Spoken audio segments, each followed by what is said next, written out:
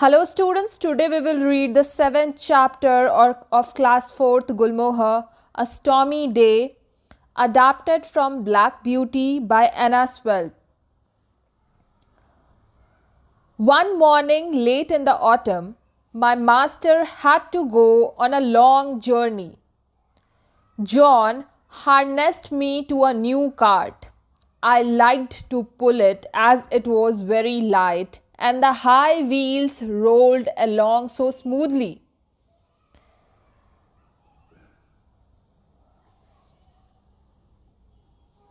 The narrator of the story is the horse. Story जो कह रहा है, कहने वाला है, वो कौन है? वो हॉर्स है. एक सुबह ऑटम का वक्त था. My master had to go on a long journey. मेरे मास्टर को लंबी यात्रा पे जाना था. John harnessed me to the new cart. Harnessed to attach a horse to the cart. Harness करना मतलब एक कार्ट को घोड़े से जोड़ना. I like to pull it as it was very light. वो घोड़ा कह रहा है कि मुझे ये कार्ट खींचना पसंद आता है क्योंकि ये काफ़ी हल्का है. And the high wheels rolled along so smoothly. और इसके जो व्हील्स हैं काफ़ी हाई हैं, इसलिए वो आराम से स्मूथली रोल करते हैं. There had been a great deal of rain. It was very windy and dry leaves blew across the road. Master, John and I went along merrily till we came to the toll gate at the entrance of a low wooden bridge. There had been a great deal of rain. काफ़ी वर्षा हो रही थी, काफ़ी बारिश हुई थी. It was very windy. काफ़ी हवा चल रही थी. And dry leaves blew across the road. और जो सूखे पत्ते थे वो रोड पे बिखरे हुए थे. Master John and I went along merrily till we came to the toll gate at the entrance of a low wooden bridge. Master John और वो घोड़ा ब्लैक ब्यूटी, वो तीनों खुशी से जा रहे थे अपने जर्नी पे तब तक जब तक कि वो टॉल गेट के एंट्रेंस के पास ना पहुंचते हैं जहां पे कि एक वुडन ब्रिज है. The river banks way fairly high so the bridge instead of rising in a arc over the river went across just level. क्योंकि रिवर बैंक्स जो थे वो काफ़ी ऊंचे थे, नदी के किनारे जो थे काफ़ी ऊंचे थे, इसीलिए जो ब्रिज था वो आर्क शेप में नहीं था, वो लेवल में था, ऐसे स्ट्रेट ब्रिज था. Okay. In the middle if the river was full the water would be nearly up to the foot of the bridge. जब पानी ज़्यादा होता था रिवर में तो पानी बिल्कुल ऊपर तक ब्रिज के फूट तक पहुंच जाता था. There were good sturdy rails on both sides though, so people were not afraid. क्योंकि उस ब्रिज के दोनों साइड अच्छे मजबूत रेल्स थे, रेलिंग्स थी, इसीलिए लोगों को उस ब्रिज पे डर नहीं लगता था. The man at the toll gate said that the river was rising fast. Toll gate पे जो आदमी था उसने कहा कि रिवर बहुत तेजी से बढ़ रहा है. He feared it would be a bad night. Many of the fields were already under water. उसका मानना था कि आज का रात काफ़ी बुरा होगा क्योंकि बहुत सारे जो फील्ड्स हैं, बहुत सारे जो खेत हैं वो ऑलरेडी पानी के अंदर जा चुके हैं. In one low part of the road, the water was halfway up to my knee. और जहाँ पे सड़क नीची थी, रोड नीची थी, वहाँ पे पानी अभी भी उस हॉर्स के नीज तक आ रहा था. But the cart was good and master drove gently so it did not matter. Cart काफ़ी अच्छा था और मास्टर बहुत ही आराम से चलाते थे, इसीलिए ज़्यादा फर्क नहीं पड़ता था. When we got to the town, I had a good wait. जब हम शहर पहुँचे तो मैंने काफ़ी देर इंतज़ार किया, वेट किया. Master's business kept him for long time, so we could not start from home till late in the afternoon. For home till late in the afternoon, क्योंकि मास्टर का काम काफ़ी वक्त लेने वाला था, मतलब काफ़ी वक्त लिया, इसीलिए वो लोग दोपहर से पहले घर के लिए नहीं निकल पाए. By then the wind was much stronger and I heard Master say to John that he had never been out in such a bad storm. उस वक्त तक हवा काफ़ी तेज़ हो चुकी थी और उसने मास्टर को कहते सुना, उस हॉर्स ने. यहाँ नैरेटर कौन है? आई किसके लिए यूज़ हुआ है? For the horse. I heard master. किसने सुना? हॉर्स ने. Horse said master saying to John that he has never been out in such a bad storm. Master John को कह रहे थे कि मैं इतने ख़राब मौसम में कभी भी बाहर नहीं गया हूँ. We went through a wood where great branches were swaying about like twigs and the winds made a terrible rushing sound. उसके बाद हम लौटते वक्त एक जंगल के रास्ते से, एक वुड्स वाले रास्ते से जहाँ काफ़ी पेड़ था, वहाँ से गुजरे, जहाँ पे जो ब्रांचेस थे वो सारे आवाज़ कर रही थी. दे वर स्वेइंग अबाउट लाइक ट्विग्स. वो हिल रही थी जैसे पतली टहनियाँ हो, पतली सीख हो, तिनकों की तरह हिल रही थी. इतनी तेज़ हवा चल रही थी कि बिल्कुल ट्विग्स की तरह, ट्विग्स मतलब तिनकों की तरह ब्रांचेस हिल रहे थे. And the winds made a terrible rushing sound. और जो हवा थी वो बहुत ही टेरेबल रशिंग साउंड कर रही थी, बहुत ही आवाज़ कर रही थी. I wish we were out of this wood said my master. उसके मास्टर कहते हैं कि काश हम लोग इस वुड के बाहर होते. Yes replied John, I hope no branches fall down on us. वो दोनों ही काफ़ी हवा की वजह से डरे हुए थे और जॉन रिप्लाई कहता है, यस सर, बस ऐसा ना हो कि कोई ब्रांच हमारे ऊपर आकर गिर जाए. बस यही उम्मीद कर रहा हूं कि कोई ब्रांच हमारे ऊपर ना गिरे.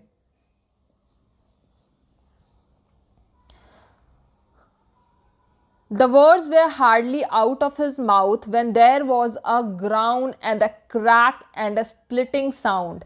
अभी जॉन ये बात बोल ही रहा था कि उम्मीद करता हूँ कि हमारे ऊपर कोई पेड़ ना आकर गिरे, कोई टहनी ना आकर गिरे, कि अचानक ही एक आवाज़ सुनाई दी, ग्राउंडिंग, क्रैकिंग और स्प्लिटिंग की, जैसे कुछ कड़क रहा हो, टूट रहा हो, अलग हो रहा हो टूट कर. Then a oak tree that had been torn up by the roots came crashing down and fell right across the road in front of us. और अचानक से एक ओक ट्री जो कि बिल्कुल अपने जड़ से उखड़ गया है, had been torn up by the roots, जो अपने जड़ से उखड़ कर उन लोगों के सामने आकर रोड पर गिर जाता है. crashing down and fell right across the road in front of us. उस घोड़े के सामने, उस कार्ट के सामने गिर जाता है. I will never say I was not frightened. मैं ये नहीं कहूँगा कि मैं डरा हुआ नहीं था. फॉर आई वॉज, क्योंकि मैं था. I stopped still and trembled. मैं रुक गया और मैं बिल्कुल काँप रहा था. Of course I did not turn around और रन अवे. मैं मुड़ा नहीं, ना ही मैं पीछे भागा. I was not brought up like that. मुझे ये नहीं सिखाया गया है. John jumped out and in a moment was standing by my head. John कूद कर नीचे उतरा और मेरे सर के पास आकर खड़ा हो गया.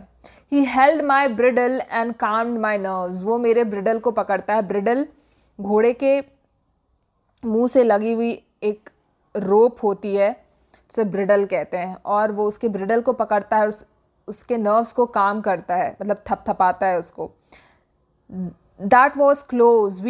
What shall we do now? asked my master.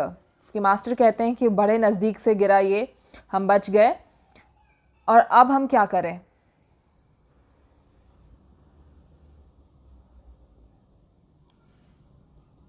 This is brittle. Okay?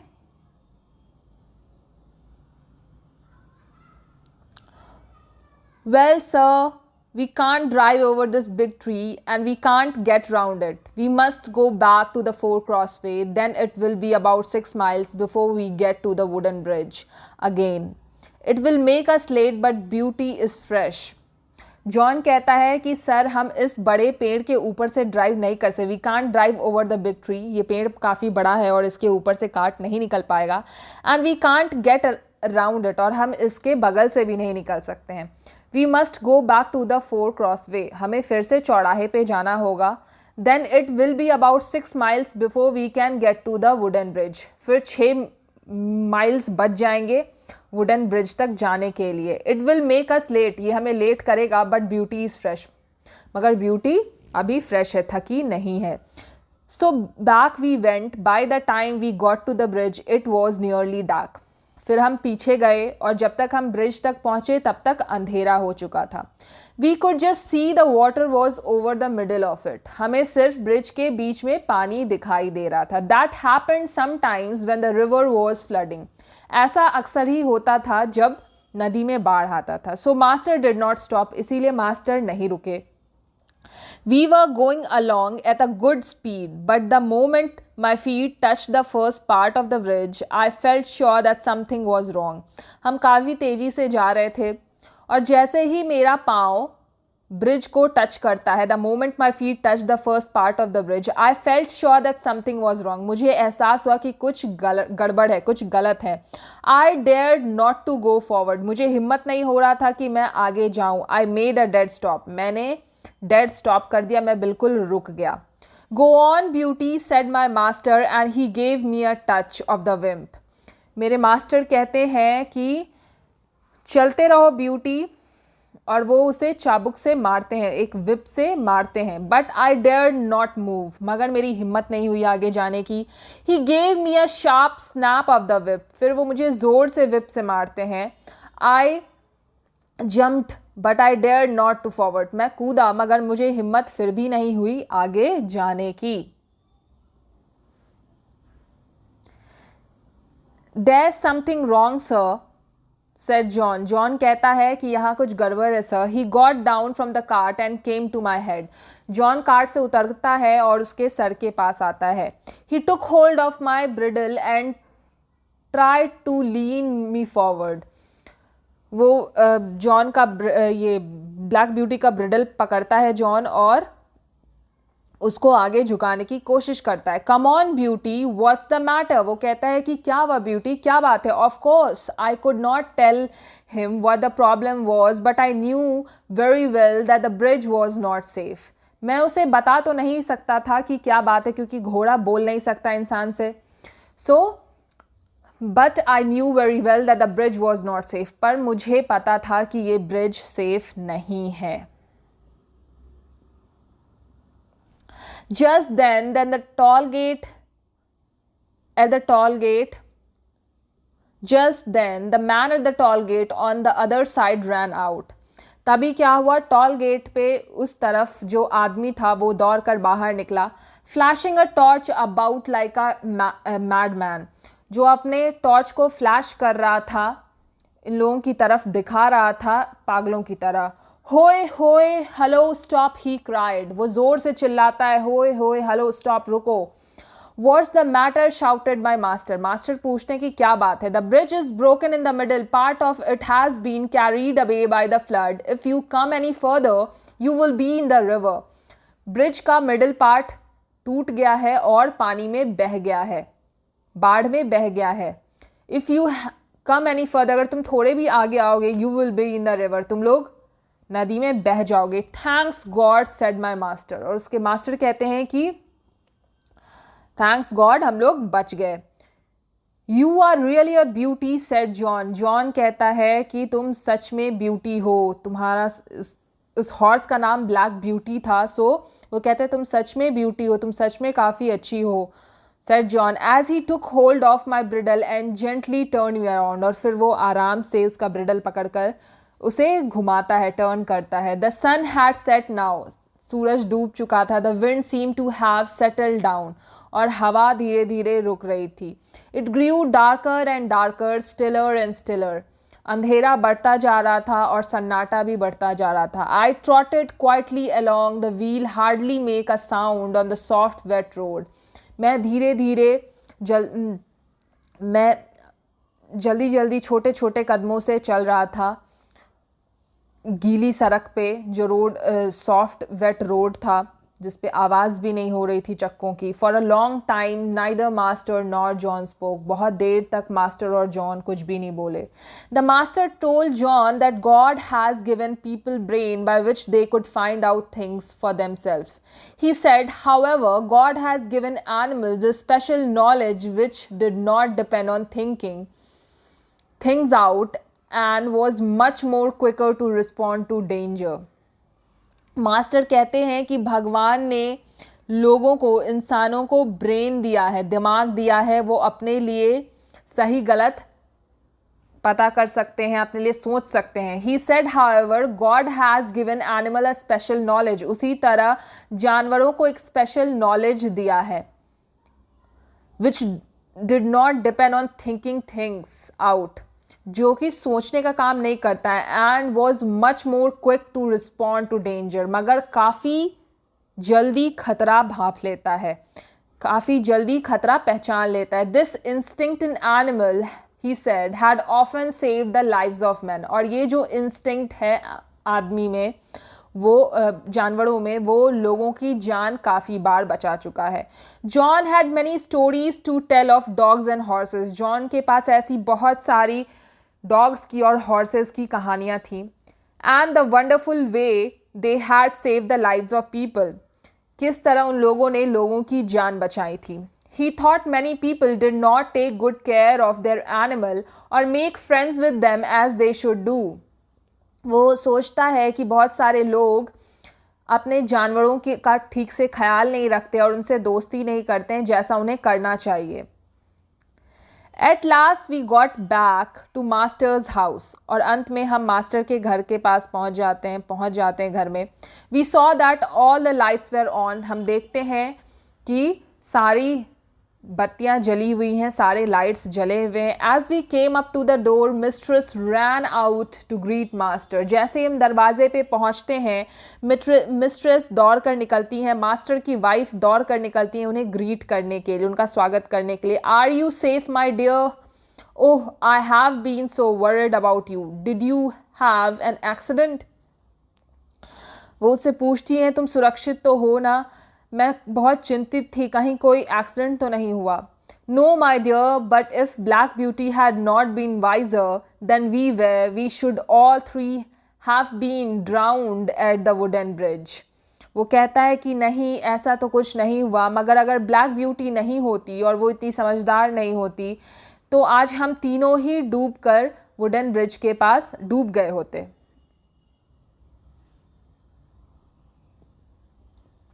They went into the house and I heard no more. वो लोग घर के अंदर चले गए और मैंने उसके आगे कुछ नहीं सुना. John took me to the stable. John मुझे स्टेबल में ले जाता है. Oh, what a good supper he gave me that night. और उसने मुझे उस रात बहुत अच्छा खाना दिया. And then a really thick bed of straw. और मुझे सोने के लिए काफ़ी मोटा सा स्ट्रॉ का बेड दिया. फूस, straw is फूस. I was grateful for everything, for I was tired. मैं काफ़ी खुश था उन सारी चीज़ों के लिए क्योंकि मैं काफ़ी थका हुआ था. Next, so with this your chapter is completed. In next video we will discuss all the exercises of this chapter. Thank you for watching the video, guys. If you have any doubt, please ask in the comment. And don't forget to watch the next videos for the exercise discussion.